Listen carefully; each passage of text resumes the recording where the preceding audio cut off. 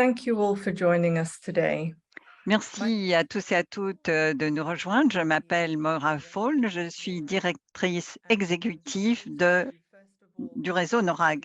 J'ai le grand plaisir de vous présenter son Excellence, Monsieur Rui Macera, qui est représentant permanent au Bureau des Nations Unies au titre du Portugal. Il représente donc son pays auprès des Nations Unies à Genève. À lui le mot. Chère Madame la rapporteuse, Madame Koumbu Bolibari, chers membres de la table ronde, je vous remercie de votre aimable invitation à prononcer le discours de bienvenue à cet important événement. Le droit à l'éducation est un droit humain fermement ancré dans la Déclaration universelle des droits de l'homme et les instruments juridiques internationaux. C'est l'un des outils les plus puissants pour sortir les enfants et les adultes de la pauvreté et c'est un tremplin vers d'autres droits de l'homme. Selon l'UNESCO, 258 millions de jeunes dans le monde ne sont toujours pas scolarisés pour des raisons sociales, économiques et culturelles. Les États sont les garants du droit international des droits de l'homme et sont les principaux responsables de l'application du droit à l'éducation. Comme tous les droits de l'homme, le droit à l'éducation impose aux États des niveaux d'obligation en vue de respecter, protéger et concrétiser le droit à l'éducation. Les obligations liées à chacune des caractéristiques essentielles du droit à l'éducation sont classées en 4 catégories: la disponibilité, l'accessibilité, l'acceptabilité et l'adaptabilité.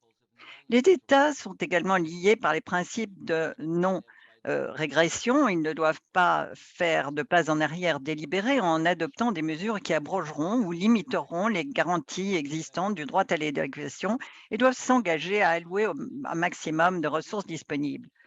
Or, comme le souligne le récent rapport de la rapporteuse spéciale, l'éducation numérique peut soit renforcer ses caractéristiques essentielles, soit les mettre en péril. La Covid a entraîné un déploiement massif et soudain des solutions d'apprentissage en ligne, alors que de nombreux pays n'étaient pas équipés pour garantir que tous les élèves puissent poursuivre leur éducation sous cette forme sans interruption. La numérisation de l'éducation peut permettre des processus et des parcours d'apprentissage plus souples et personnalisés, ainsi que l'éducation et l'innovation. Mais elle exige également des changements dans la manière de concevoir les systèmes de gestion de l'éducation et d'évaluer les compétences des élèves. L'éducation numérique n'est pas sans risque pour la confidentialité et la protection des données, en particulier s'agissant de la protection des enfants contre la violence, l'exploitation sexuelle et les abus.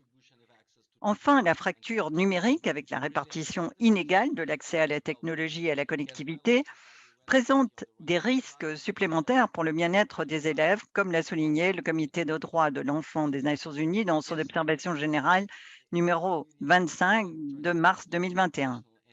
Comme l'indique la dernière déclaration conjointe de l'Union européenne sur l'agenda éducatif et numérique, la transformation numérique offre des On est possibilités uniques d'accélérer la réalisation de l'objectif de développement durable numéro 4, qui consiste à assurer l'accès à une éducation de qualité inclusive et équitable et à promouvoir des possibilités d'apprentissage tout au long de la vie pour tous. Pourtant, cette transformation numérique doit être régie par les droits de l'homme et découler d'un engagement à promouvoir les droits économiques, sociaux et culturels dans le respect des principes d'universalité, d'indivisibilité, d'interdépendance et d'interrelation de tous les droits de l'homme. La numérisation de l'éducation ne doit pas accroître les inégalités ou entraîner des violations d'autres droits de l'homme au sein de l'éducation. Dans le plan national d'action du Portugal pour la transition numérique 2020, l'objectif est que tous les élèves enseignants des écoles collaborent, enseignent et apprennent dans un environnement numérique en leur fournissant des plateformes numériques et un accès aux ressources éducatives numériques. En fait, chaque école établira un plan d'action en matière de développement numérique. Nous espérons que cette approche encouragera l'inclusion numérique, favorisera l'égalité entre hommes et femmes dans le monde numérique et préparera les élèves à un marché du travail de plus en plus numérique tout en minimisant l'impact Covid-19 dans les écoles. C'est par conséquent un très grand honneur d'appuyer cet événement et nous vous souhaitons une discussion très fructueuse, pointue et informative sur ce sujet essentiel pour l'avenir de l'éducation. Merci beaucoup de votre attention.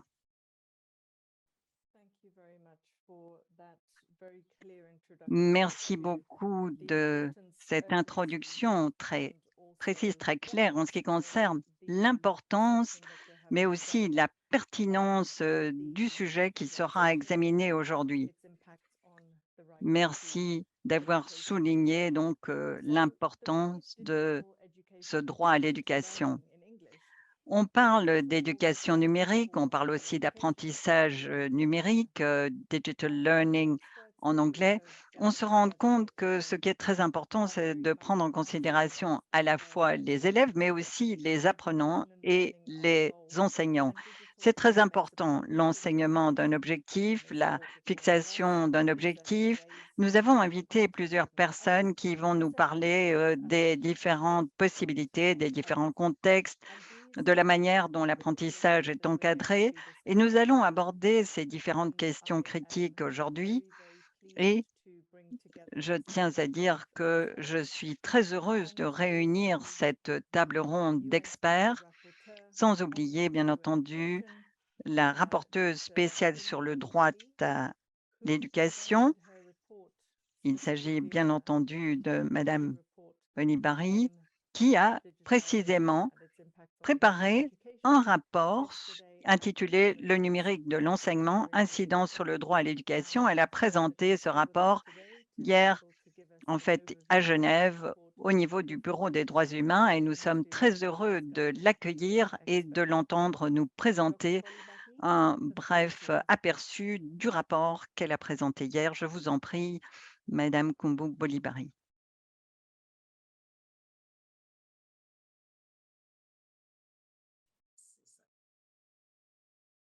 Bonjour Moira, c'est toujours un plaisir partagé de vous retrouver, vous et toute l'équipe.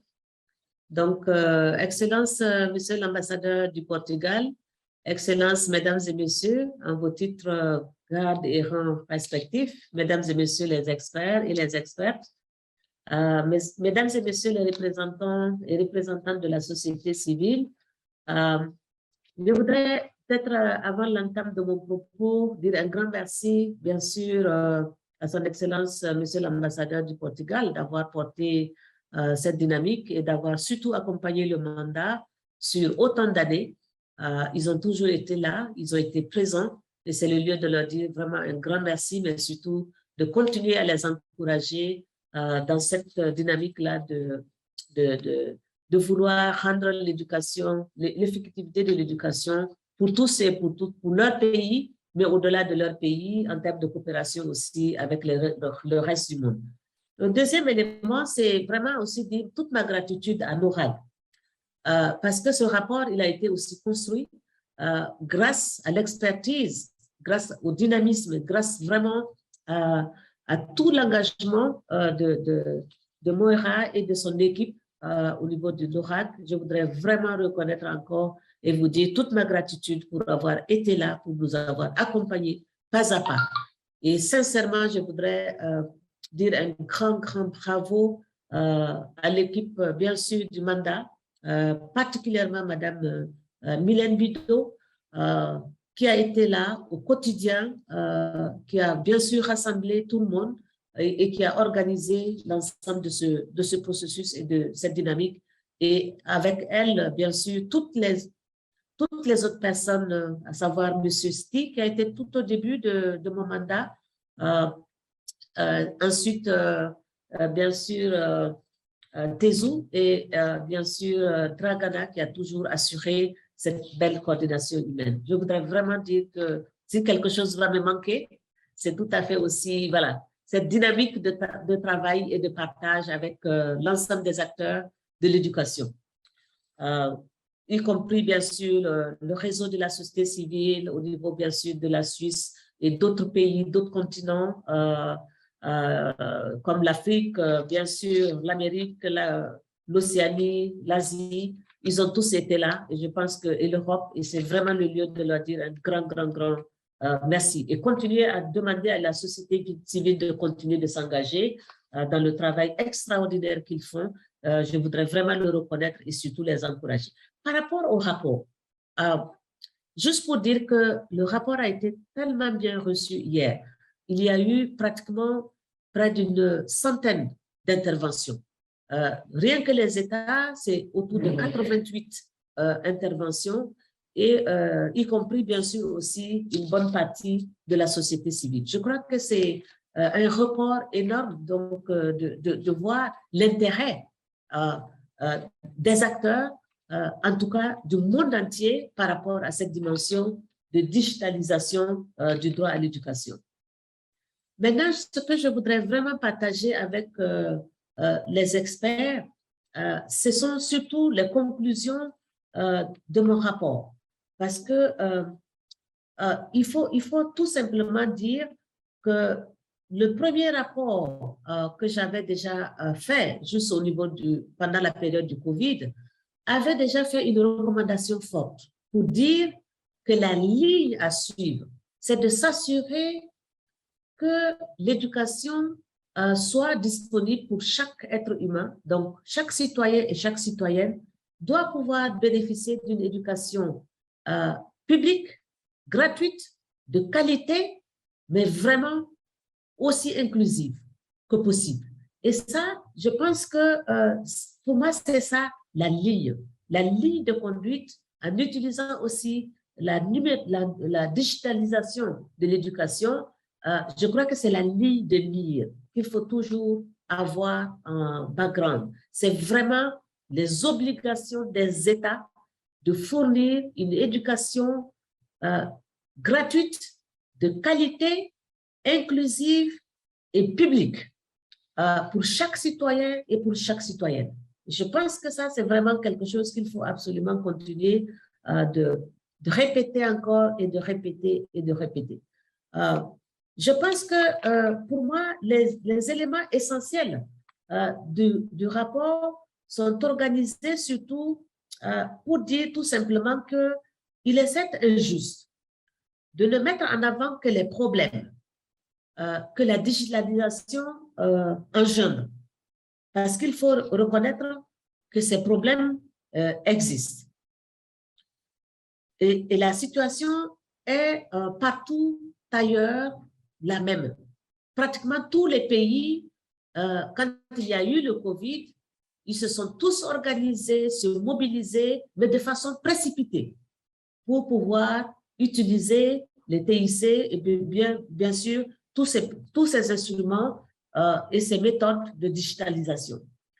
Maintenant, c'est ça c'est le constat. Il y en a qui ont plus ou moins réussi en écoutant les acteurs, et puis d'autres continuent encore, et pratiquement tous, on est dans le processus de long life learning, de learning by doing. Donc, ce que je voudrais dire, c'est que certains semblent attendre de la technologie numérique qu'elle résolve tous les problèmes. Ça, je pense que c'est absolument se tromper. La technologie n'est qu'un outil qui ne pourra produire des changements positifs que si elle intègre pleinement une approche basée sur le droit à l'éducation. Dans le cas contraire, elle est porteuse que de dynamiques néfastes. Et ça, je crois que c'est vraiment important comme message.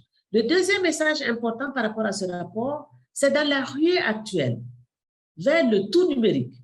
Il importe de comprendre les objectifs de profit que poursuivent certains groupes de pression et les entreprises du secteur numérique, dont les intérêts ne coïncident pas avec ceux des enseignants et des enseignantes et aussi des apprenants et des apprenantes. Résister à cette pression, prendre le temps de réfléchir, assurer la participation des acteurs pertinents à la prise de décision en ce qui concerne l'introduction, mais aussi l'utilisation du numérique est cruciale. Or, il ne me semble pas que cette démarche soit très répandue au niveau de notre monde aujourd'hui.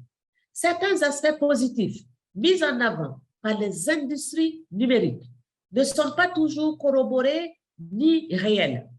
Trop souvent, les énormes profits qui sont en jeu autour de la conclusion des contrats avec les écoles et autour de la collecte et de l'utilisation des données des enseignants et des enseignantes et des apprenants et des apprenantes sont passés sous silence.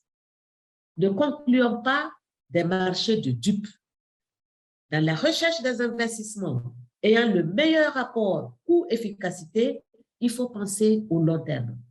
Comprendre qu'investir dans le numérique, c'est également investir dans le personnel enseignant en termes à la fois de capacitation, mais aussi de développer et d'utiliser des outils qu'ils maîtrisent, mais qu'ils créent. Il faut aussi rester lucide et savoir déterminer qui paye à la fin. Voulons-nous ce qui est gratuit ou peu cher, soit en réalité payé par les enfants et leurs familles, bien sûr à travers de l'exploitation de leurs données et la violation constante de leur droit à la vie privée, ce sont des choix à faire. La commercialisation encore accrue de l'éducation apparaît comme une dimension indissociable de l'introduction du numérique dans l'enseignement. Chaque élément de l'enseignement dispensé par l'école semble pouvoir traiter comme un service marchandisable. Vraiment, un service marchandisable. Et je pèse bien mes mots, menant à une sorte de fragmentation des services éducatifs.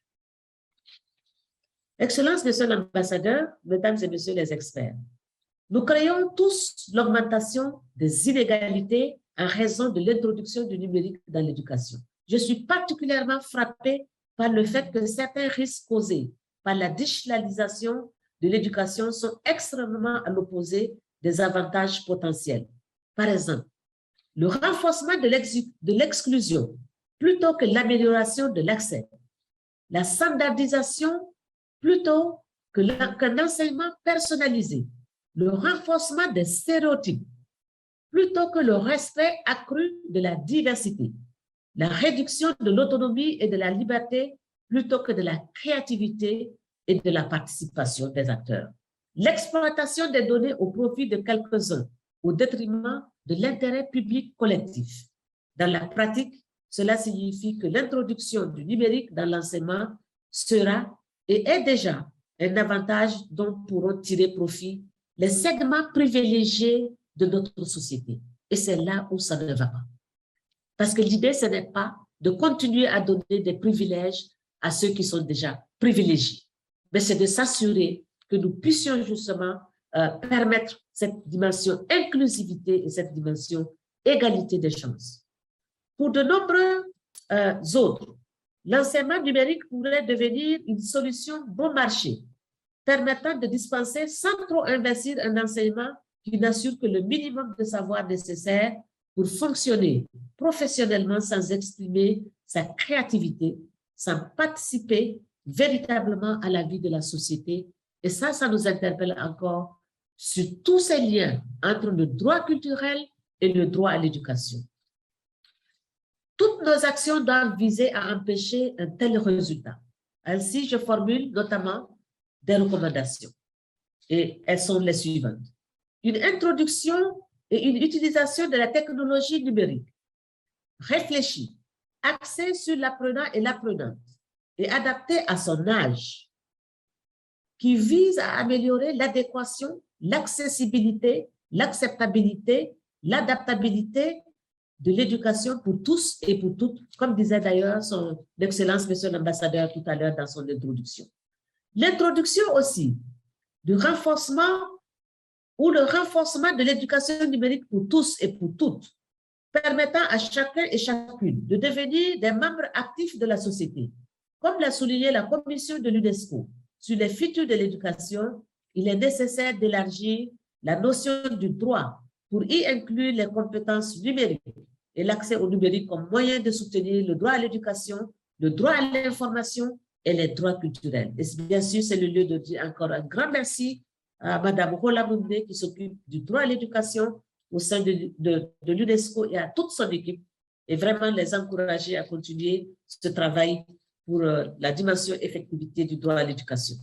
Le plein respect des droits à la non-discrimination et à l'égalité, ainsi que d'autres droits humains, dont le droit à la liberté d'opinion et d'expression, le droit à l'information, les libertés académiques, le droit à la vie privée et les droits à la santé, à l'alimentation et à un environnement décent. Néanmoins, il faut aussi des lois qui puissent protéger spécifiquement la vie privée des enfants et de leurs données, mais aussi la vie privée des enseignants et des enseignantes, et aussi de leurs données.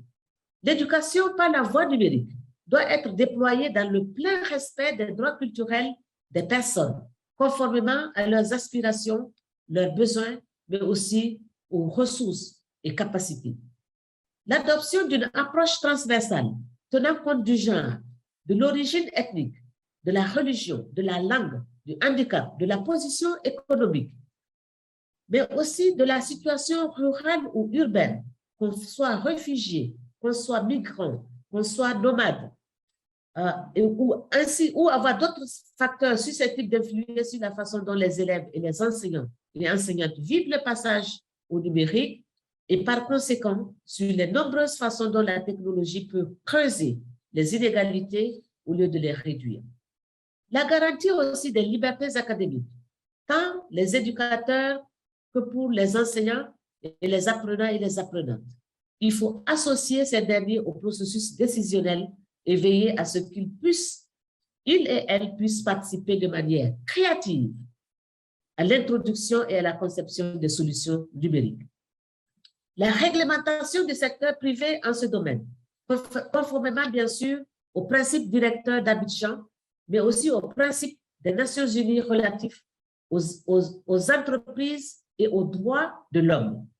Et enfin, l'investissement dans les plateformes et les infrastructures numériques gratuites et publiques pour l'éducation, le soutien au développement d'outils, de plateformes et de services de données libres et la production et l'utilisation des contenus sous la forme de ressources éducatives libres. Excellences, Monsieur l'ambassadeur, Mesdames et Messieurs les experts et les expertes, Mesdames et Messieurs les représentants et les représentants de la société civile, comme d'habitude et avec beaucoup de plaisir, je partage vraiment ces quelques éléments et je voudrais encore dire un grand merci à tous les pays que j'ai visités pendant mon mandat, remercier l'ensemble des acteurs, à la fois les États, la société civile, mais aussi mon pays, et bien sûr certains pays de façon spécifique qui m'ont accompagné, comme la Suisse, bien sûr, comme aussi le Niger, comme la Côte d'Ivoire, qui m'ont accompagné et encouragé dans ce processus, bien sûr, et facilité vraiment la réalisation de ce mandat. Je crois que c'était pour moi important de le dire et de le reconnaître. Merci encore pour tous et pour toutes. Et vraiment, c'est toujours un plaisir partagé de continuer cette discussion. Mais bien sûr, au-delà de la fin de ce mandat, c'est aussi qu'on se retrouvera certainement sur d'autres chantiers pour continuer, bien sûr, ce combat, qui est un combat, bien sûr, pour notre humanité. Merci beaucoup, Moira. Thank you very much, Kumbo, for being here today. Merci Kumbu de nous avoir rejoints aujourd'hui. Je partage justement la sagesse de ce rapport qui a été partagé hier ou qui a été présenté au Conseil des droits de l'homme. Bien, je vous propose maintenant de passer à une discussion au panel en table ronde avec certains des experts qui justement ont alimenté le rapport de notre rapporteur spécial. Alors tout d'abord, nous allons passer la parole à une chercheuse et une véritable partisane des droits de l'enfant, Yu Jun Han. Alors Han, vous avez effectivement contribué au rapport mondial sur l'apprentissage en ligne et les droits à la vie privée qui a été publié en mai. Pourriez-vous nous en dire davantage sur cette recherche? Oui, merci beaucoup de m'avoir accueilli ici dans ce panel et merci beaucoup, Madame Coulibaly. Merci aussi à Moira et à toutes les personnes qui vraiment se mobilisent au nom de l'éducation. Alors, à Human Rights Watch, nous avons mené en fait une enquête au niveau mondial sur les technologies de l'éducation, ce qu'on appelle les EdTech. Donc, c'est-à-dire les applis, les sites Internet que les enfants utilisent justement pour l'apprentissage et qui ont été recommandés dans les 49 pays les plus peuplés du monde. Alors, évidemment, c'est une grande phrase que je viens de vous livrer, donc je vais essayer de vous présenter le détail. Donc, moi, j'ai examiné en fait quelques 163 produits utilisés dans le monde. Et dans ce processus, en fait, j'ai commencé à faire des recherches sur quelques 300 entreprises dans le monde. Qu'est-ce que cela veut dire? Ça veut dire que j'ai véritablement décodé 163, les codes des 163 applis et sites web recommandés pour les enfants. Je suis vraiment rentrée dans les applis pour voir, dans ces sites web, pour voir le type d'informations que ces applis, que ces sites recueillent de la part des enfants, comment, et puis surtout, qui ensuite reçoit ces données des enfants, à qui ces données sont envoyées. Alors, petite note explicative, il est important de faire remarquer que j'ai commencé cette recherche délibérément en mars 2021, donc 1 an après le début de la pandémie. Parce que comme Madame Bolibari l'a dit, eh bien, je crois qu'on a un petit peu le sentiment que tout s'est passé encore hier. C'est vrai qu'au début de la pandémie, en 2020, les gouvernements ont répondu dans l'urgence et ils ont voulu, dans l'urgence, connecter les apprenants, les élèves, les enseignants à une plateforme d'apprentissage s'ils avaient accès à Internet. Et donc, voilà, on ne peut pas prendre les meilleures décisions en situation de crise et cette crise était particulièrement horrible. Mais nous avons voulu nous pencher sur la manière dont les gouvernements ont pris des décisions justement pour créer des salles de cours en ligne sur leurs réflexions en matière de données des enfants, la vie privée des enfants, tout ce qui a été en fait cité par le rapporteur de notre rapporteur spécial qui a été publié hier. Bon, quelques conclusions de ma recherche. Alors, la très, très grande majorité de ces applis et sites web, donc 89% de tous les produits que nous avons examinés, violent les droits des enfants d'une façon ou d'une autre. Des 89 pays, sur les 49 pays que nous avons analysés, donc il est important de signaler que, en fait, ces pays sont répartis partout dans le monde. Tous les continents sont représentés. Il s'agit des pays les plus riches, mais aussi des pays les plus pauvres, l'Iran, l'Irak, le Nord, l'Australie, le Canada, les États-Unis. Donc voilà, dans tous ces pays, à l'exception d'un seul, le Maroc, eh bien, les gouvernements ont promu un produit au moins pour les enfants qui violent le droit de ces mêmes enfants. Qu'est-ce que cela veut dire, hein, que de violer les droits des enfants dans l'espace cybernétique?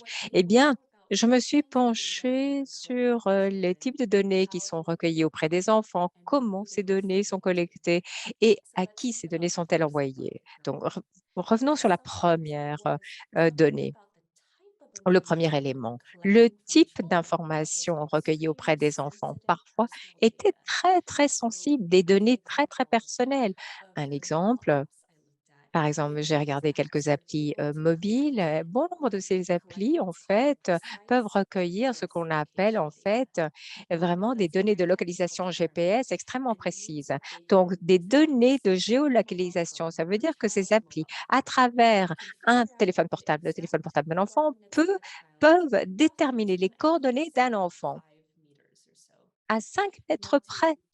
Voilà le niveau de précision. Qu'est-ce que cela veut dire en termes réels pour vous et moi? Eh bien, cela veut dire que si vous vous souvenez qu'au début de la pandémie, nous étions dans nos pays respectifs, eh bien, nous étions tous confinés chez nous, dans nos maisons, dans nos appartements. Et les enfants en particulier ne pouvaient pas se déplacer, tout simplement parce que les parents voulaient les garder chez soi pour en garantir la sûreté. Ça veut dire que ces applis, tout à coup, ont commencé à voir où ces enfants vivent, donc leur adresse, et peuvent même savoir, eh bien, où se trouve leur chambre, quel est l'endroit de la maison où ils passent le plus de temps.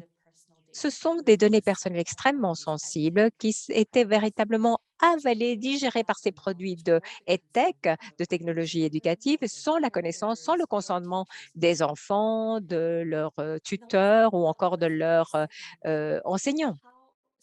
Deuxième élément de réflexion, comment ces données sont recueillies, comment ces produits recueillent ces données et comment cela vient violer les droits à la vie privée. Eh bien, certaines de ces technologies sont si insidieuses que même si, par exemple, le tuteur, le gardien d'un enfant, le responsable d'un enfant, même si cette personne avait un doctorat en sécurité de l'information et était un pirate informatique de premier plan, donc même si on avait quelqu'un qui est très, très, très rodé à l'informatique, même ces personnes-là n'auraient pas pu mettre en place des garde-fous contre ces technologies de surveillance, parce que je parle bien ici de technologies de surveillance.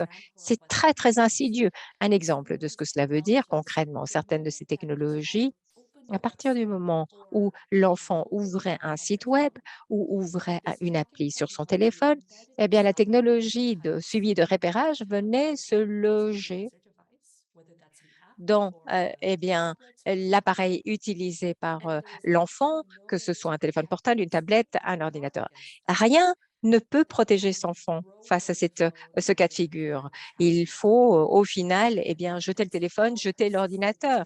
Voilà, c'est pour vous dire si ces technologies sont insidieuses, il est impossible de s'en débarrasser. Et vraiment, elles sont utilisées comme armes contre les enfants, voilà, qui constitue une énorme violation des droits de l'enfant, compte tenu du fait que ces produits, au départ, sont censés assurer l'éducation d'un enfant, rien de plus. Alors, troisième interrogation, troisième élément de réflexion sur lequel moi je me suis penchée dans ma recherche, à qui ces données des enfants sont-elles envoyées? Eh bien, je l'ai dit tout au début de mon intervention, je me suis penchée sur la situation de plus de 300 entreprises dans le monde, partout dans le monde. Et la plupart des données des enfants étaient envoyées à des compagnies de technologie publicitaire. En général, ces entreprises, en fait, avalent les données personnelles des personnes un peu partout dans le monde. Et leur algorithme essaie alors de vraiment faire des estimations sur la base de ces données. C'est-à-dire que les algorithmes essaient de voir quel est le profil de cet enfant derrière l'écran. Un enfant, par exemple, qui passe du temps sur un site web d'apprentissage, eh bien, le type de données collectées par ce site web et transmis par la suite à ces entreprises publicitaires sont digérées par ces dernières. Et voilà, sur la base de ces informations, ces entreprises publicitaires se disent: «Ouais, c'est un enfant âgé de 13 à 15 ans, ils vivent au Niger, dans cette ville, par exemple, dans ce voisinage, ce quartier. C'est assez intéressant parce qu'il s'intéresse à tel ou tel sport. Il n'est pas très intéressé par les robots». Donc voilà, on essaie véritablement de deviner qui est cet enfant derrière l'écran. Et les algorithmes, en fait, essaient de voir comment manipuler son enfant parce que c'est là le but du jeu. Le but du jeu, du traitement de ces données, c'est de pouvoir manipuler les enfants concernant leur comportement futur, afin que ces enfants soient amenés à demander à leurs parents de leur acheter quelque chose en ligne ou peut-être façonner leur vision du monde conformément aux informations qu'ils avalent sur Internet à cause de ces algorithmes qui ont établi un profil de ces enfants et un profil des intérêts qui peuvent mobiliser ces enfants. Donc voilà, c'est là une violation, bien sûr, de la vie privée, mais aussi une violation des droits d'accès, des droits de permission par rapport aux enfants. Et c'est aussi une manipulation, bien sûr.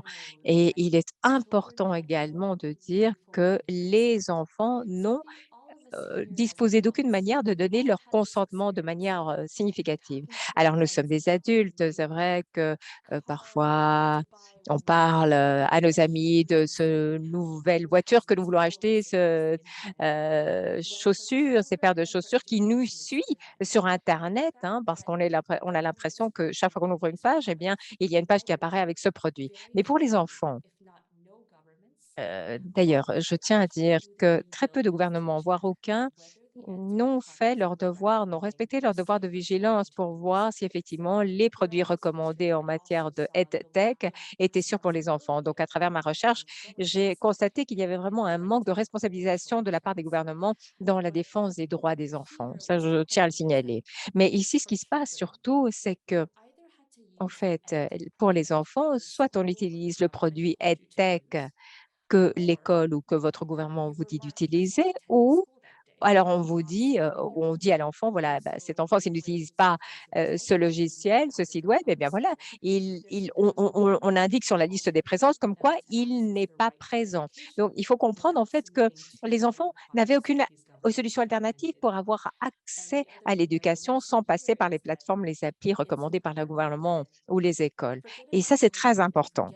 Donc, ces enfants n'avaient pas le choix. Et puis, en dehors de la COVID, en dehors de la numérisation, souvenons-nous de quelque chose de très, très important. Tout gouvernement, tout système éducatif doit faire face à des coûts pour justement, justement pouvoir assurer une éducation gratuite, de qualité, accessible, comme le disait Madame Boulay-Barry. Mais tout à coup, ces produits ont été offerts au gouvernement gratuitement. C'est-à-dire que les gouvernements n'ont plus eu à payer pour eh bien, avoir accès à ces produits. Mais vous savez très bien que rien ne vient gratuitement. Quelqu'un a bien dû payer la mise à disposition de ces produits. Au final, en fait, ce sont les enfants qui, sans le savoir, sans le vouloir, ont été obligés de sacrifier leur vie privée pour payer pour cette éducation en ligne parce que leurs gouvernements ont refusé de le faire. Voilà, et je vous rends la parole, Moira. Merci, merci beaucoup pour toutes ces réflexions. Alors, quelles sont vos recommandations, hein? Que devraient faire les États pour justement garantir le droit à la vie privée des enfants lorsqu'ils utilisent justement ces outils pour l'éducation, surtout parce que les enfants, eh bien, parfois, n'ont pas à donner leur consentement du tout. Eh bien, je dirais que l'élément le plus important pour protéger les enfants en ligne, que ce soit en classe ou sur internet plus généralement, eh bien, pour moi, je crois que les gouvernements doivent adopter des lois sur, eh bien, la vie privée des enfants qui soient véritablement réelles et significatives. Alors, qu'est-ce que j'entends par là? Alors, j'ai fait une cartographie des pays que j'ai étudiés dans ma recherche. Certains gouvernements, eh bien, disposent de toutes les législations afférentes à la protection de la vie privée, mais ces lois remontent aux années 80. L'internet était totalement différent à l'époque et il y a beaucoup de gouvernements qui n'ont même pas ce type de législation, encore moins des législations spécifiques à la vie privée des enfants en ligne. Alors, je crois que nous travaillons tous ici, dans le domaine, des droits des enfants, la protection des enfants. Alors, nous savons que les enfants ont droit à certains types de protection concernant leur vie privée et que nous avons besoin de lois, de réglementations qui responsabilisent les entreprises, mais pas seulement, aussi les gouvernements. Les gouvernements se doivent de protéger la vie privée des enfants dans le royaume de l'en ligne, que ce soit au niveau de l'éducation ou ailleurs. Merci, merci beaucoup pour cette contribution et merci beaucoup aux consultations d'experts, pour les consultations d'experts que nous avons organisées justement pour notre rapporteuse spéciale. Maintenant, je vais passer la parole à Neil Selwyn, qui est un professeur émérite à la faculté d'éducation de l'Université de Monash. Neil, alors, on génère énormément de données à travers le recours aux technologies numériques pour l'éducation. Quelles sont les données qui sont générées et par qui au final? Merci, Moira. Alors, les données sont un élément clé de toute l'éducation numérique et donc l'utilisation des technologies numériques dans l'éducation aboutit à une production accrue et une circulation et un traitement des données. En même temps, les technologies clés de l'éducation qui nous intéressent beaucoup, comme l'intelligence artificielle, sont fondées sur les données. Donc, lorsqu'on parle de la datafication de l'éducation, on parle en fait de technologies numériques. Mais il y a 4 manières, à mon sens, qui effectivement font que les technologies accroissent les données en éducation et ce sont quatre groupes très, très différents.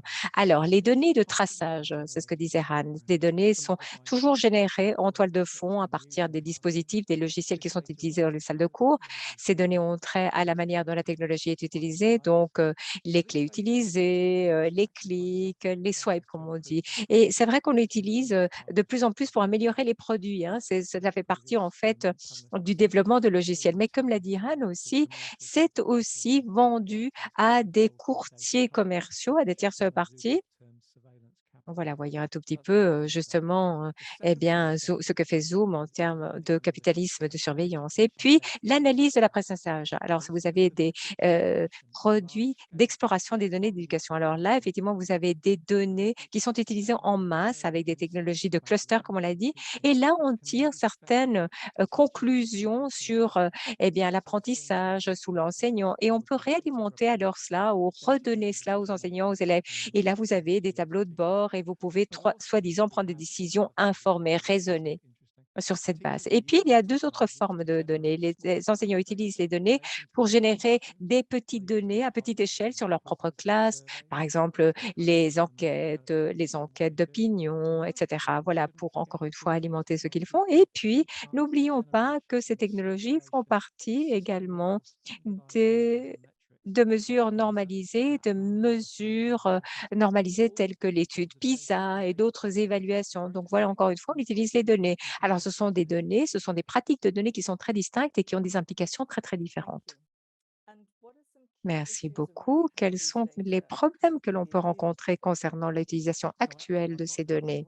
Alors, je ne suis pas négative, je veux être positive, je ne suis pas anti-données. Ces données peuvent être en fait, eh bien, utiliser, pardon, il y a quand même quelques inquiétudes. Alors la plupart, de, ces données, sont utilisées sous-utilisées dans les écoles.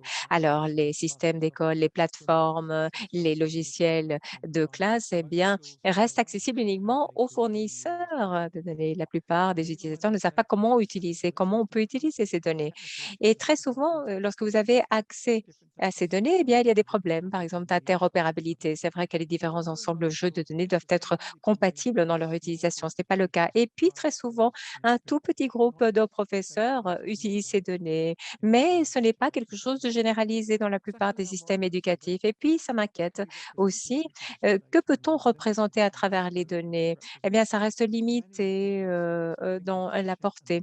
Je crois qu'il y a beaucoup d'aspects en matière de l'apprentissage, de l'enseignement et qui ne peuvent pas être quantifiés, qui ne peuvent pas être rendus par les données. Ça m'inquiète aussi. Et puis, les données viennent véritablement saper l'expertise professionnelle des enseignants. Nous voyons que des enseignants maintenant eh bien, n'ont pas ou adaptent en tout cas leur manière d'enseigner selon, les données, selon ce que disent les algorithmes. Et on se rend compte en fait que les enseignants ne peuvent plus expliquer, on ne trouve plus, qui est responsable de certaines décisions qui sont prises, comme conséquence de l'utilisation des technologies. Et puis, Han parlait justement de surveillance. Moi, je parlerais de données-veillance, donc de surveillance basée sur les données. Et c'est vrai qu'on peut effectivement suivre le comportement, de l'élève, hein, ce qu'on appelle la pédagogie de la surveillance. Et puis ces technologies nous permettent également peut-être de juger la performance d'un enseignant, ce qui est dangereux. Et comme Han le disait aussi, il y a effectivement cette utilisation par des tierces parties. C'est un vrai problème, hein.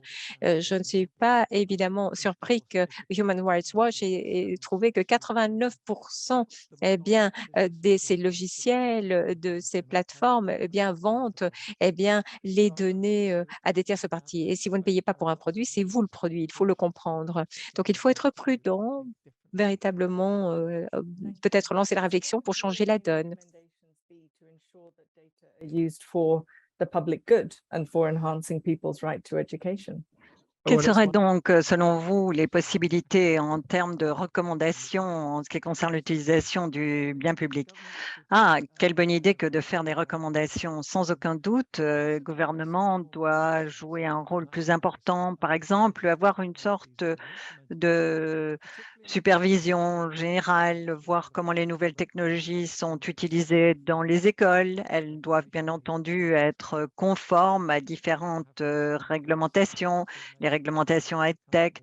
On pourrait envisager de travailler au niveau des normes concernant l'interopérabilité des données en matière d'éducation, facilitant ainsi l'échange des données, la possibilité d'avoir des échanges. Enfin, au niveau des établissements scolaires, il doit être possible de vérifier les données, donc une approche critique des données et c'est très, très important et donc l'éducation des enseignants est très importante également. Je serais également très heureux de voir, les enseignants utiliser ce qu'on appelle, les données libres, les données, disponibles en source libre. Il y a le problème de la propriété des données. Et puis, imaginez tout simplement ce qui pourrait être réalisé avec les données qui sont engendrées dans les salles de classe, dans les universités, dans un pays donné. Ce serait formidable s'il était possible de réunir toutes ces données en un registre et que ce registre soit mis à la disposition de tous pour promouvoir donc une sorte de collaboration. Donc, je pense qu'il faut savoir comment faire, donc quelle est la possibilité d'exploiter le mieux ces données ensemble. Merci. Merci beaucoup Neil. Je voudrais rappeler aux participants d'utiliser la messagerie pour les questions. Janet, would you like to come up next, please? Hi, everyone. My name is Janet Kwame. I'm an associate professor at Furman University in Greenville, South Carolina. I'm originally from Ghana, West Africa, but I've been in the States for close to 17 years. So It's my second home. My research focuses really on the area, the intersection of gender, information, communication technologies, and development in the global South. And so a lot of my work really focus on marginalized communities and how they use digital technologies. A lot of my research focus on digital inequities and how do we address digital inequities. So today I'll be talking more about those issues from the perspective of gender. So I'm just going to share from my perspective that looks at gender issues with regards to digital inequities, and really looking at it in terms of sharing the kind of overview in the field of ICT for D. I'm going to talk specifically with regard to some of the main issues that the study, that my field discusses when it comes to this issue of diversity and inclusion in education, when it comes to digitization of education. So one of the core points that I want to, and again, I'm going to draw out some of the main issues, stems from the fact that within the field itself, there is a focus on the idea of intersectionality, applying an intersectional lens and looking at digitization and education. And so really drawing on Kimberly Cresher's work, but she's not the only one. Marilyn Fry had done the work about the metaphor of the bird cage as well, that talks about really these different spaces of oppression that people find themselves in and the need for us to acknowledge them. So this intersectional framework therefore considers gender, ethnicity, religion versus rural versus urban location and other intersections that could affect how students and teachers bring to the experiences in terms of digitization, and therefore the ways in which technology may widen rather than reduce digital inequalities. And so it's very important to consider gender variables that might exacerbate digital inequity within that context.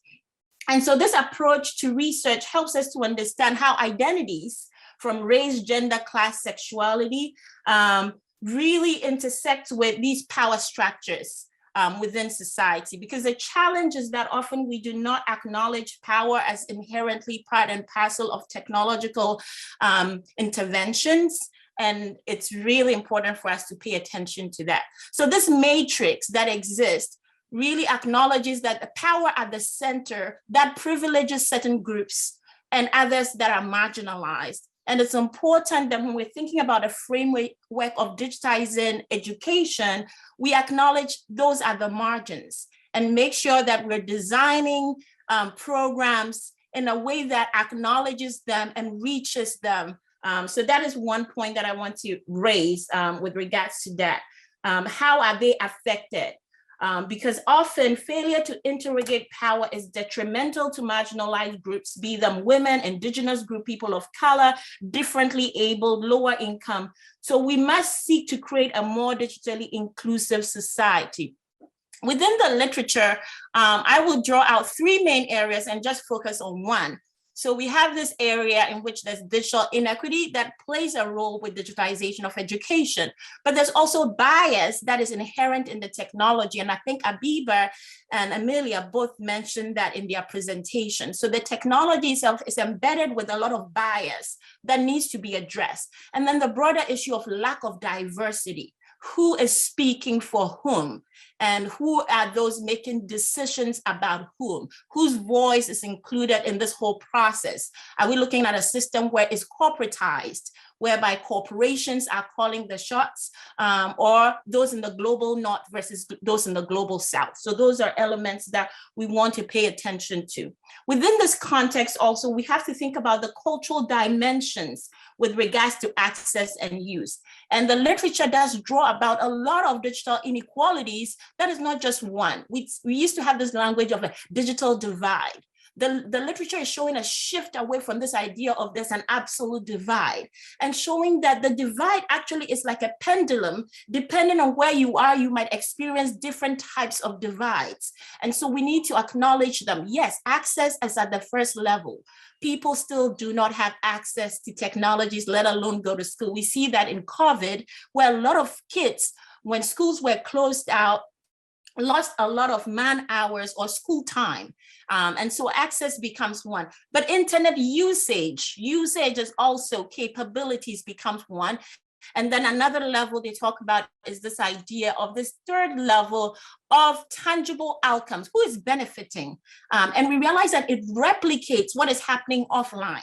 So if I come from a home with a well-educated mother and a good job and all that, I'm likely to have more tangible outcomes than somebody else who doesn't have that and has to do, low menial jobs and does not even have time to understand the technology that is being taught the children. So within that, the literature does draw out some key barriers, affordability, access, adoption, bias, and stereotyping that we need to pay attention to. And then certain dynamics that impact inclusion, infrastructure. If we're going to say that we're going to have a digitization of education, who is defining the infrastructure? Is it private organizations? Is it government? Is it stakeholders? Who is in charge of the infrastructure? And those require some technical changes and shifts. We need to look for models that is more inclusive than what we have right now. I like that Emmeline talked about the fact that we have to think about the technologies that we can have, not what we have. And so what we have currently do not have embedded things that benefit people. A good example is a lot of my kids spend time on YouTube. And within YouTube are so many ads, within YouTube are predators. There's so many that is not good.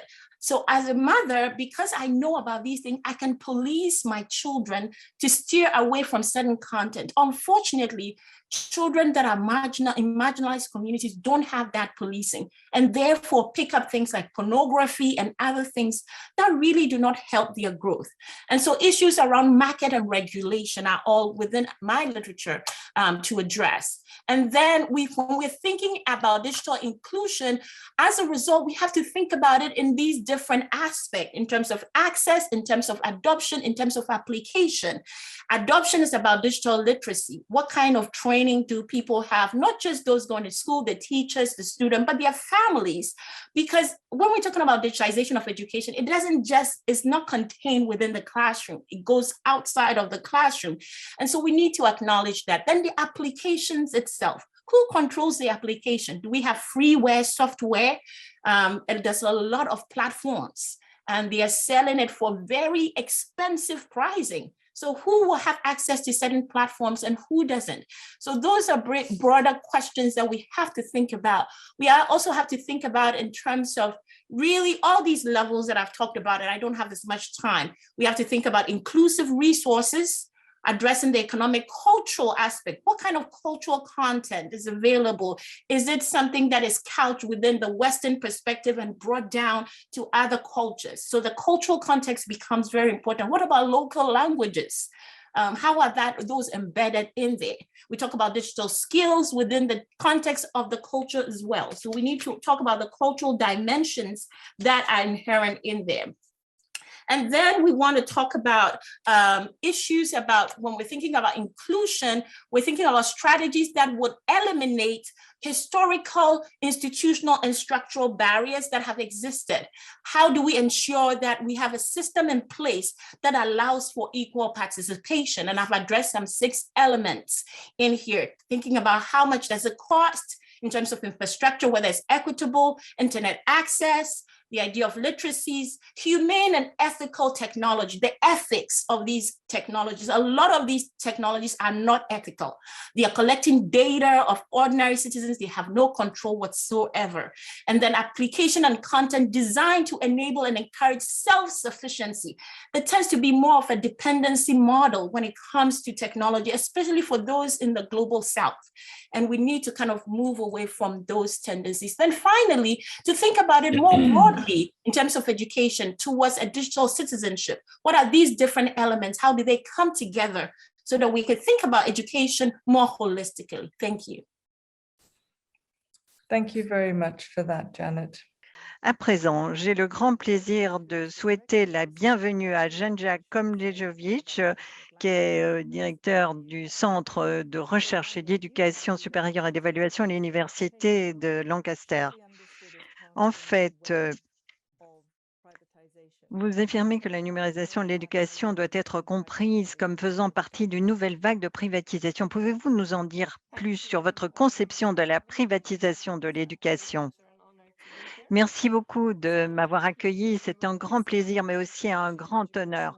Alors, vous savez, la privatisation de l'éducation, on peut l'examiner à différents niveaux. D'une part, il s'agit donc de développer l'accès à l'université. Il s'agit aussi de prendre en considération les forces du marché privé, du secteur privé et de les inclure dans l'éducation et donc travailler sur des indicateurs communs, sur l'efficacité et l'idée étant d'améliorer l'éducation, bien entendu.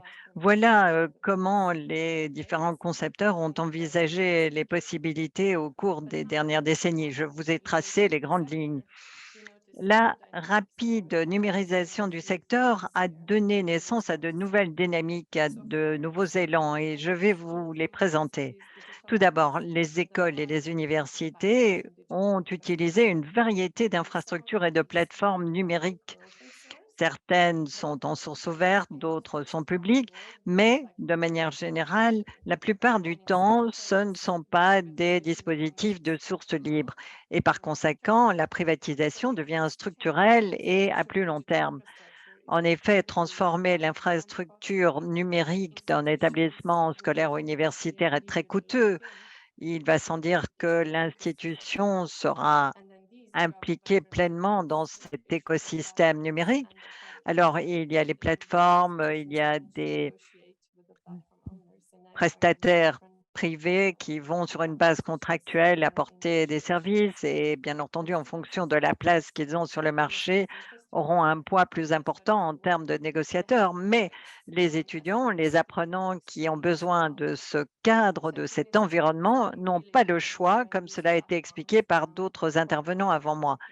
Donc, c'est une chose que d'utiliser les plateformes à des fins de loisirs pour des choix privés, etc., mais c'est très différent dans le domaine de l'éducation. Alors, la plupart des entreprises travaillent sur le marché des consommateurs. Cela signifie que des services sont offerts directement aux individus et il s'agit donc aussi, dans le cadre de l'enseignement, de mettre en place des systèmes parallèles, des applis spécifiques. Alors, que se passe-t-il? Il faut verser des frais de participation, des frais d'enregistrement. On pourrait envisager la fourniture de services en termes d'apprentissage tout au long de la vie au travers de plateformes différentes avec une reconnaissance, que ce soit par des diplômes ou par d'autres moyens de reconnaissance. Quoi qu'il en soit, tout dépend bien entendu des enseignements de l'université, des coûts et je dirais qu'il y a dorénavant un nouveau marché qui est en train de se créer, qui est en train d'émerger dans le domaine des techniques de l'éducation et on voit que les choses sont en train de changer en ce qui concerne ce qu'on a toujours appelé l'éducation institutionnalisée. Et de manière générale, nous observons également une augmentation très rapide des capitaux investis dans les EdTech, dans les technologies de l'éducation. Par le passé, le service de l'éducation, ce secteur présentait un faible potentiel en termes de retour sur investissement et il y avait très peu d'investissements privés. Mais aujourd'hui, il y a des rendements beaucoup plus élevés qui sont escomptés et donc on voit de plus en plus que le secteur privé investit. Je prends l'exemple de Kolonaki, qui est une plateforme en matière d'intelligence.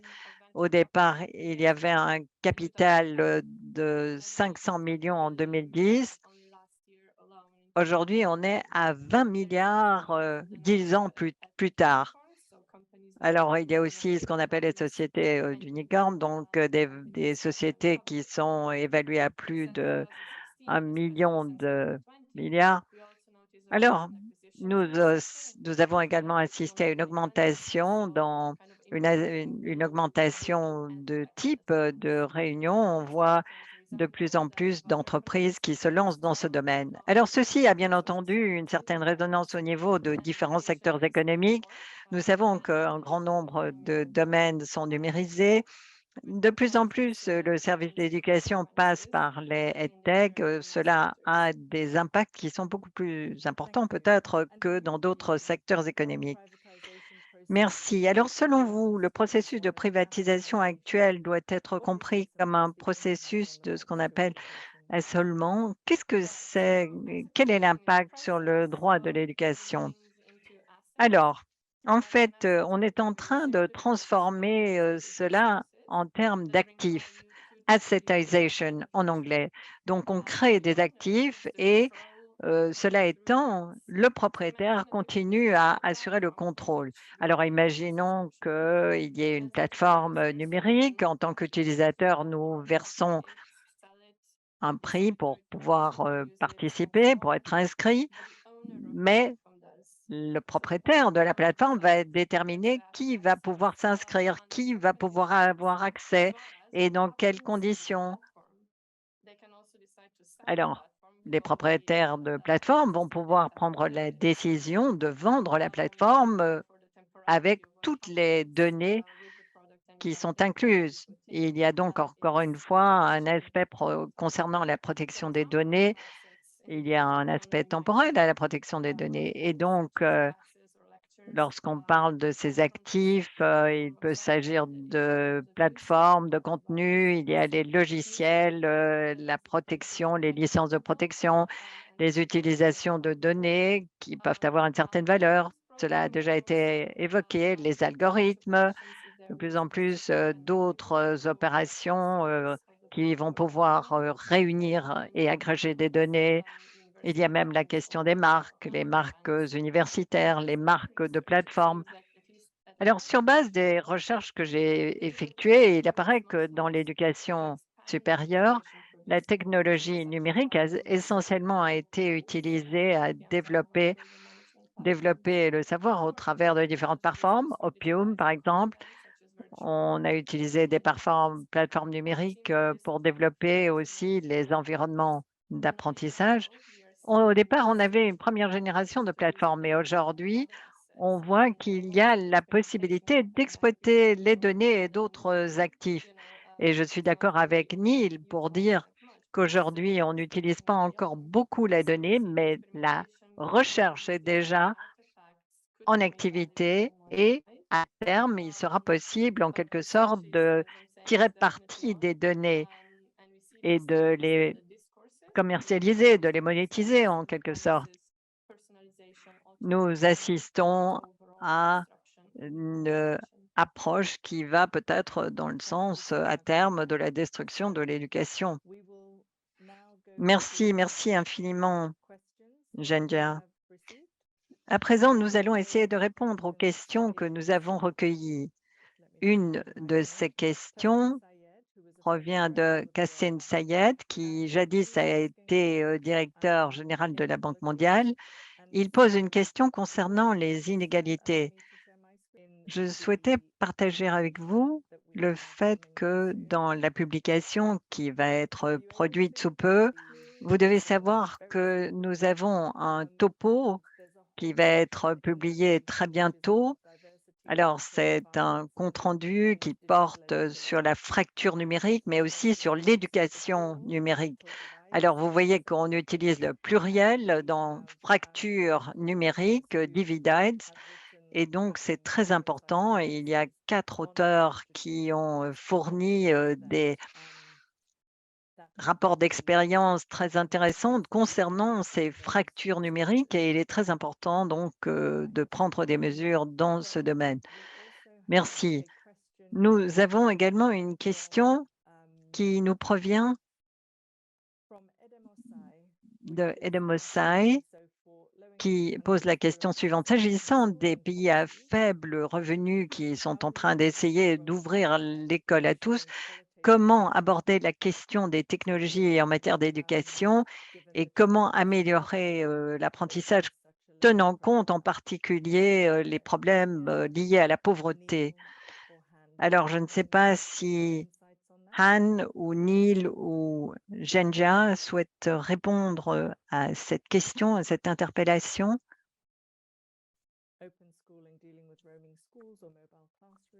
Donc, les classe ouverte, par exemple? Merci, je vais commencer par essayer de répondre. Dans le domaine de la formation, il faut bien comprendre que le contexte est déterminant. Il n'y a pas de solution qui fonctionne dans tous les contextes. Donc, il faut bien étudier le contexte, il faut connaître l'environnement. Et c'est la raison pour laquelle, dans le domaine des technologies numériques, ce qu'on appelle les technologies appropriées, c'est très, très important. Il existe un grand nombre de technologies qui peuvent être utilisées dans un contexte à faible revenu, mais il faut bien entendu que les enseignants soient familiarisés à ces différentes possibilités. Et on s'est rendu compte pendant la pandémie que il y avait des possibilités. On a vu l'utilisation de la radio, de la télévision, on a vu l'utilisation de toute une série de technologies en fonction du contexte. Donc, il n'y a pas de panacée, il n'y a pas de solution unique qui soit recommandable. Le contexte, l'environnement, c'est tellement important et dans le cas des pays à faible revenu, nous avons un contexte complètement différent de ce que nous connaissons ailleurs et dont nous avons parlé. Merci beaucoup. J'ai le grand plaisir à présent de donner la parole à la campagne mondiale pour l'éducation, Global Campaign for Education. C'est un acteur très important et nous avons Gran Tessolavete qui va apporter une petite contribution de quelques instants au titre de la campagne mondiale pour l'éducation. L'OIDEL est une autre organisation qui a été consulté en ce qui concerne plus particulièrement le rapporteur et les travaux pardon, de la rapporteuse spéciale. Donc, alors, merci tout d'abord des présentations. Oui, je suis le directeur de l'OIDEL. C'est une ONG qui a donc un statut d'observateur auprès des Nations Unies. Alors, on parle ici de la numérisation de l'éducation. Nous savons que ce n'est pas une chose aisée. Nous en avons eu d'autres exemples. Nous savons que l'accès égal aux technologies, l'accès équitable aux technologies est très important et il faut éviter qu'il y ait une situation inéquitable dans l'éducation. Mais nous savons que la manière dont les jeunes enfants seront soumis à ces différentes technologies peut avoir un impact considérable, pas seulement au niveau du droit à l'éducation pour ces enfants, mais à d'autres niveaux. C'est la raison pour laquelle ce rapport est de la plus haute importance, car il y a l'approche humaniste et l'approche selon les droits des droits de l'homme. Il y a effectivement une dimension culturelle au droit à l'éducation et c'est très, très important lorsqu'on aborde les technologies numériques. Et sans aucun doute, il n'y a pas seulement la question de contenu, mais comme l'a dit la rapporteuse spéciale, il y a donc l'interaction entre les différents acteurs, les parents, les enseignants, les enfants, les communautés locales, les responsables politiques, etc. À cet égard, deux petites observations. Il est essentiel de se rappeler que grâce aux interactions humaines et grâce aux expériences sensorielles, il est possible de mieux apprendre. C'est une conclusion que nous pouvons faire. Alors, le fait que le chien est surstimulé ne signifie pas pour autant qu'il apprenne. Ça, c'est quelque chose d'important. Et puis, il y a un autre rôle qui est très important, c'est le rôle des parents. La numérisation joue un rôle tout à fait déterminant dans la formation officielle et non officielle. Et nous nous sommes rendus compte que dans le nombre de la numérisation, pour être couronné de succès dans l'éducation, il faut que tout cela, l'éducation numérisée, soit accompagnée par les parents et par toutes les parties prenantes.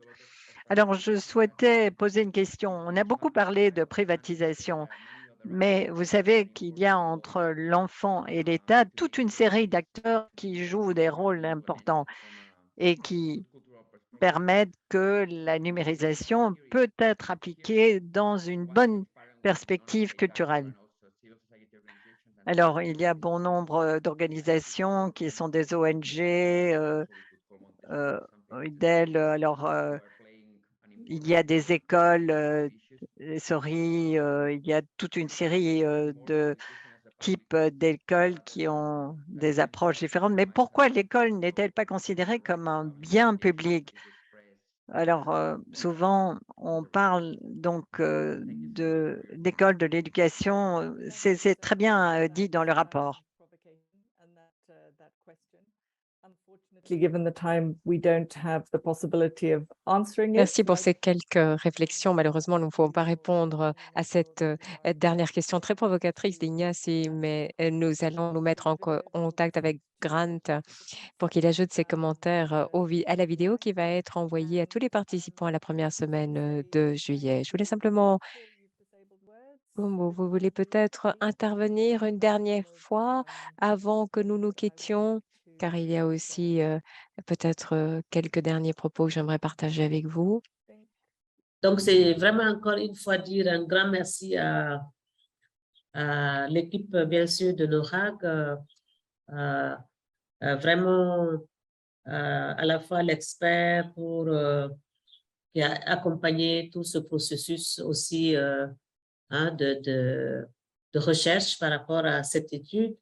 Vraiment, je voudrais lui dire un grand merci et dire merci encore à tous les experts, à toutes les expertes, à toute la société civile qui ont tous été là, et bien sûr les académiciens qui n'ont pas dérogé par rapport à leur engagement et à leur vraiment capacité à partager surtout l'information et aussi leur connaissance avec moi et avec l'équipe pour que ces informations et ces idées soient partagées aussi avec le monde entier. Et comme je disais, moi, peut-être le mot de conclusion, très sincèrement par rapport à la digitalisation de l'éducation, c'est de revenir encore aux basiques et de dire tout simplement que c'est fondamental de penser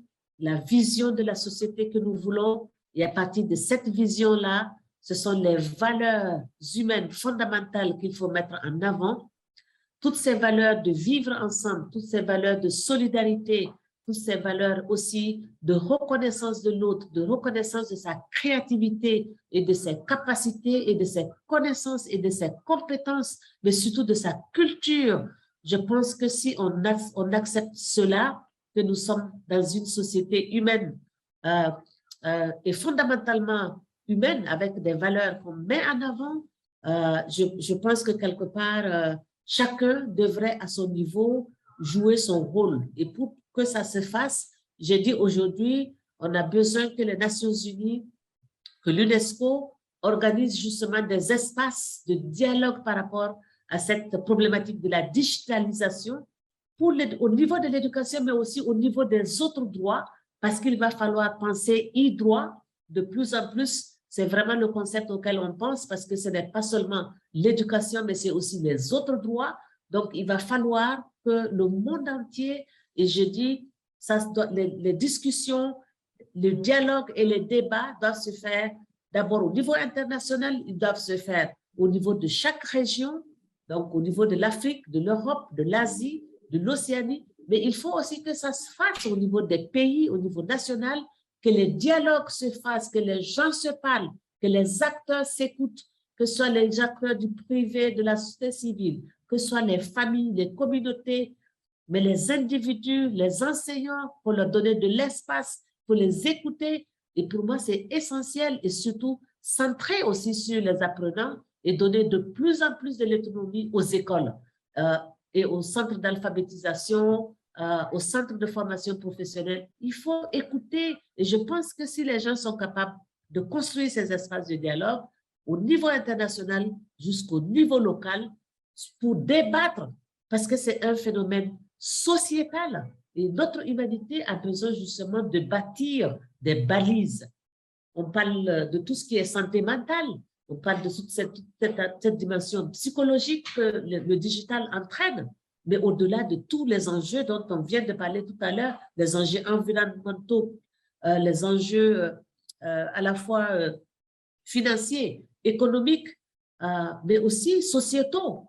On vient de le voir tout à l'heure. Et pour moi, c'est ça. Vraiment, il faut que les gens arrivent à mettre balle à terre et sincèrement dialoguer. Dialoguer, dialoguer, dialoguer, dialoguer, c'est le maître mot et à tous les niveaux et avec tous les acteurs. Merci beaucoup encore et sincèrement, ce sera un plaisir de se retrouver encore sur d'autres chantiers pour continuer, bien sûr, ce dialogue qui vient juste de démarrer. Merci beaucoup.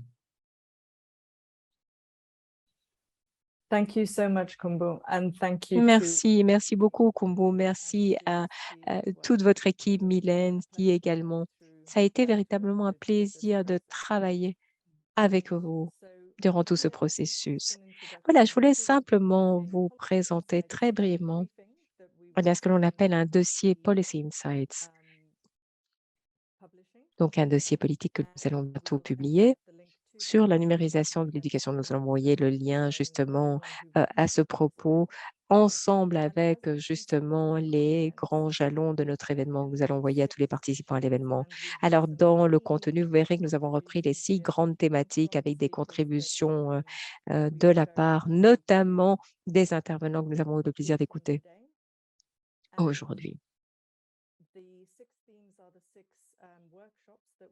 Alors, le 16, nous avons effectivement les ateliers que nous avons organisés avec, nous avons organisé les consultations spéciales avec notre rapporteuse spéciale et donc tout cela est couvert également dans les 6 thématiques, les 6 groupements de thématiques. Par ailleurs, si vous n'êtes pas encore membre du réseau NORAC, nous vous invitons à nous rejoindre. Vous trouverez effectivement le lien dans la conversation. Vous pouvez vous inscrire pour devenir membre et si vous êtes déjà membre, vous pourrez vous retrouver sur cette petite carte et trouver aussi les autres membres du réseau, peut-être des membres qui vous seront utiles pour votre travail, des membres avec qui vous avez eh bien, peut-être un intérêt commun et vous voulez poursuivre les échanges et avec qui vous pourrez coopérer à l'avenir. Nous avons également un appel à contribution que nous venons de publier pour justement une édition spéciale du magazine de NORAC sur eh bien, le continuum éducation, formation, travail. Si cela vous intéresse, eh bien, veuillez suivre le lien que notre équipe vous a publié dans la conversation, dans le chat, comme on dit si bien. Et enfin, justement, le rapport de suivi de l'éducation au niveau mondial, eh bien, pour l'année prochaine, le thème sera la technologie et l'éducation. Et il y a pour l'instant une consultation en ligne à ce propos. Et si vraiment ce sujet vous intéresse, nous vous recommandons que vous participiez à la consultation en ligne. Vous trouverez encore une fois eh bien, le lien dans la conversation pour ce qui a trait au rapport GEM, comme on l'appelle. Eh bien, donc ce rapport de l'UNESCO qui reprendra bien sûr vos points de vue si vous participez bien sûr à cette consultation. Et enfin, tous les participants recevront un courriel de suivi avec les enregistrements qui seront édités bien sûr et avec les points saillants de notre événement. Faites-nous savoir comment nous pourrons nous améliorer pour la prochaine fois en remplissant le formulaire d'évaluation et comme je l'ai déjà dit, rejoignez le réseau NORAG afin justement de savoir ce que nous faisons, notre travail, mais aussi pour que vous sachiez effectivement ce que font nos milliers de membres. Je suis sûre que leurs travaux vous intéresseront au premier chef. Merci beaucoup. Visitez notre site web, suivez-nous sur Twitter. Vous trouverez d'ailleurs tous les arrobases.